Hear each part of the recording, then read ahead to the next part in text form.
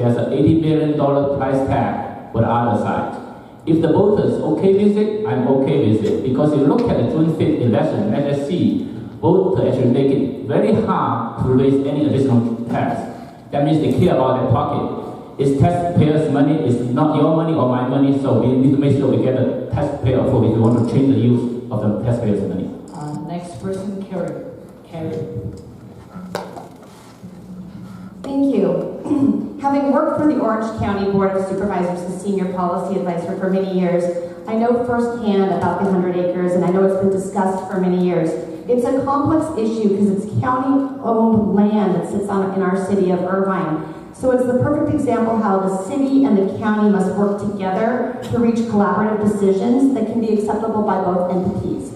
And I absolutely think that we need to work with the county and find those resources and things that we can utilize that land for that would be acceptable to both. But pivoting back, like many of my fellow candidates up here have done about the Great Park, I'm so pleased to see that we have a 194-acre sports park, which has become very, very impressive with soccer fields, tennis courts, basketball, baseball, something for the entire family. So we're really looking at increasing the use of the Great Park with different facilities, different resources, and really looking for it to be something there for everybody in the city of Irvine. Thank you. Next person, Anthony. Thank you. I think I'm the only person up here who has actually voted to advance plans at the Great Park to deliver the nearly 200 acres of sports complex at the Great Park. I'm very proud of that because we've been able to do that within just a few short years. But the actual question was about the county's 100 acres. Let me say this. I was the first person up here and consistently attending meetings and protests, standing with the over 5,000 homeowners in Irvine from the No Tent City protest and the Now Keep Irvine to oppose a homeless tent shelter in Irvine.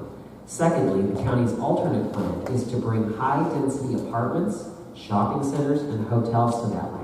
When this land was granted to the county, there was a deal with then County Supervisor Bill Campbell. And the idea was county purposes, a library, an administrative center.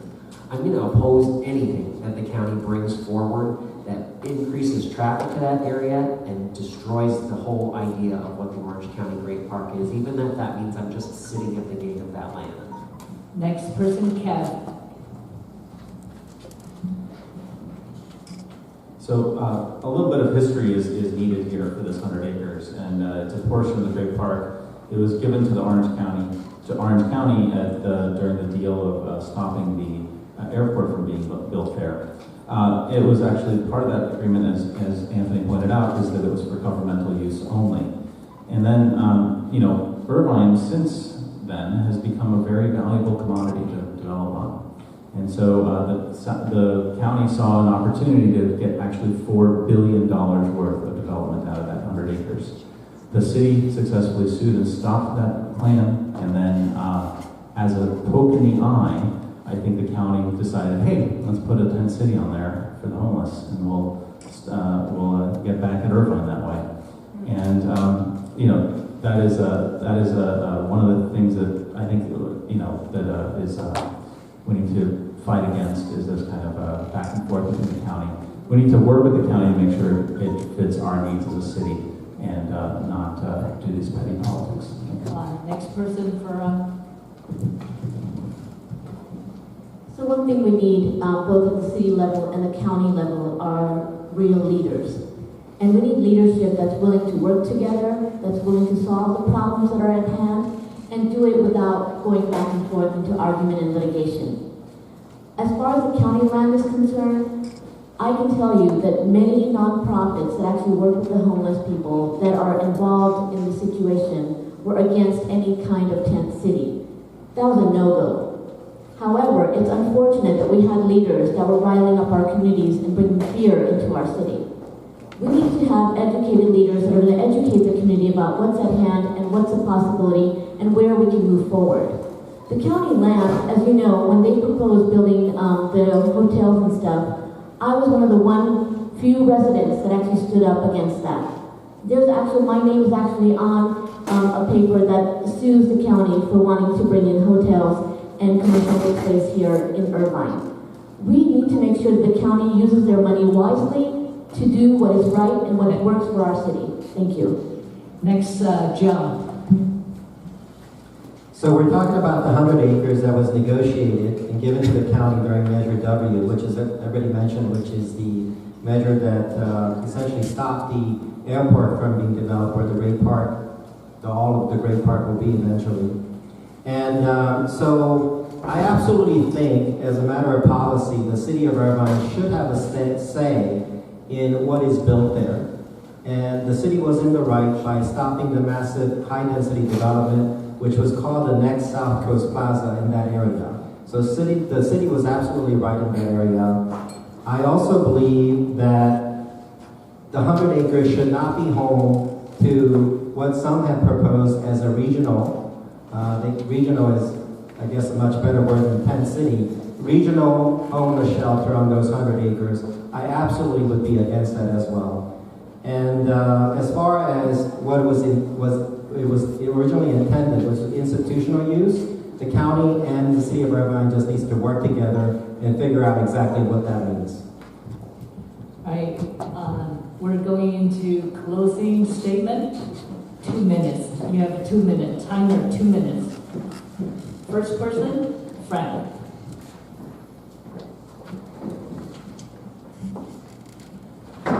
This morning you've heard a lot of nice talk from these nice candidates. And I just want to remind you that among politicians, among all of us, especially politicians, talk is cheap. We have examples on the city council now, people that have promised certain things, and then once they were elected, they turned around and they acted differently.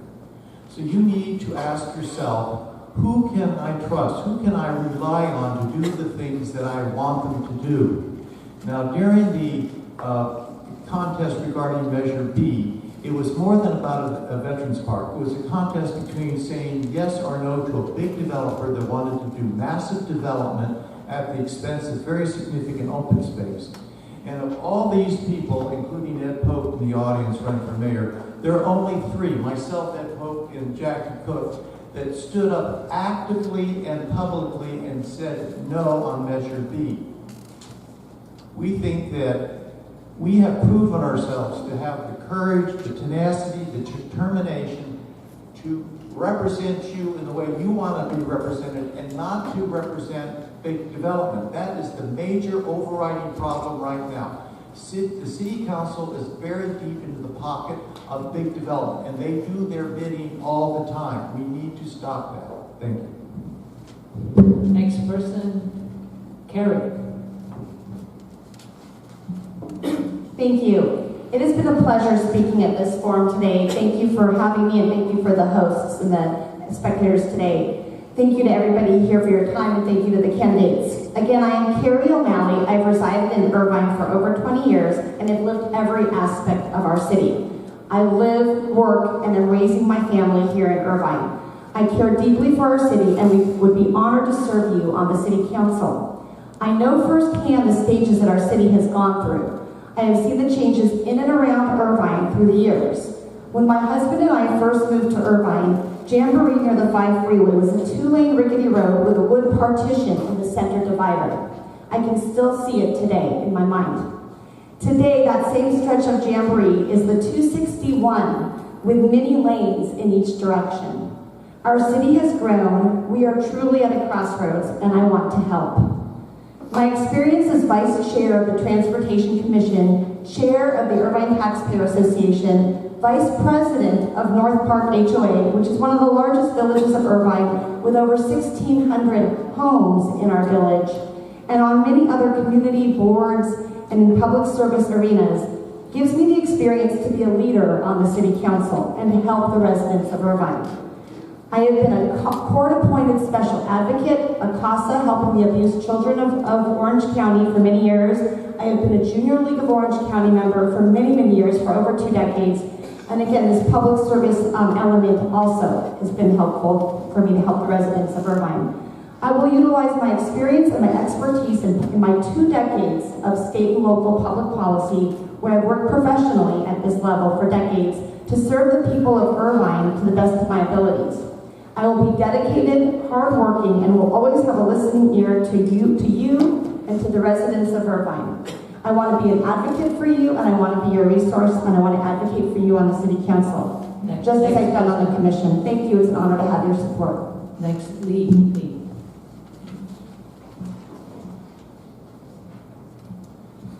Thank you all for being here this morning. It is a great opportunity for us to communicate and get to know each other. Again, although our city is still at the top of the nation in many aspects, residents clearly felt decline in traffic, schools, and public safety.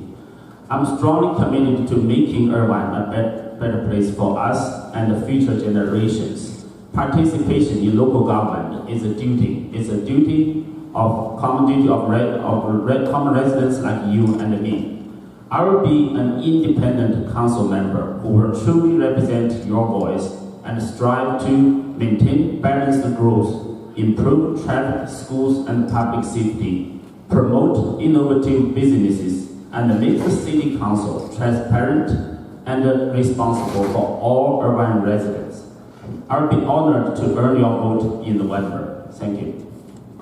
Next person, Anthony.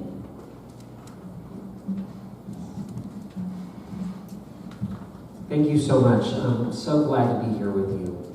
Let me talk to you about why I'm running for city council. I know I was supposed to do that in the first 2 minutes, but it's to continue the work that I've already been doing as your commissioner and as a community volunteer for a very long time. I just want to take your indulgence. I want to read an email from my friend Joyce, who lives in Orange Tree. She sent her a friend. I'm supporting Anthony Quo. He's been a great commissioner who was very responsive when our Orange Tree neighborhood was contacted by the Irvine Company, when the company wanted our endorsement for 1,900 apartments at Sand Canyon and I-5. Who was the only city rep that showed up to stand with us at the HOA TIC meeting? Anthony Quo. I stood with this community to make sure that the Woodbridge Village Center wasn't torn down for apartments. We were able to secure $30 million of renovations there. I think all of us here took the same position on the Rancho Golf Course when there was a plan to bring 900 apartments to that community.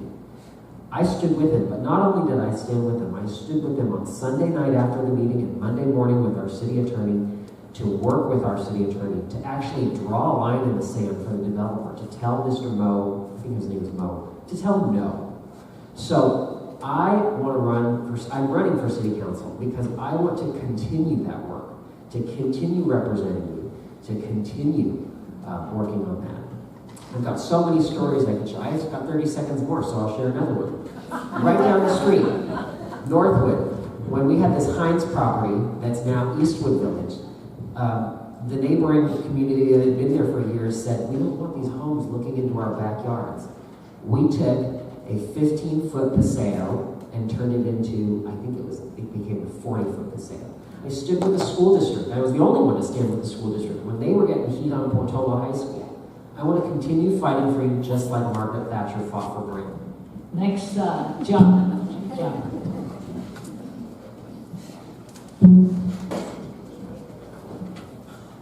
Thank you, everyone. I want to thank the South Coast Chinese Cultural Center, of course, and the Truman Collaborative. Is that right, Kevin? Yes. Truman Street Collaborative. Truman Street Collaborative. I'll get that down. But anyway, thank you all of you for coming out today. I know that weekend time is very precious. I know it is for our family, so thank you so much. So I think the question I would be thinking, if I were you, might be, what can we expect if we elect John Park as our city councilman? So what you can expect is a tireless worker. What you can expect is somebody who will be inclusive and will provide much access as possible to our residents. You can expect complete transparency at all levels. You can expect the highest ethical standards possible. And you can expect a problem solver and an innovator with my business background. You can expect for me to always ask, is this right or is this good?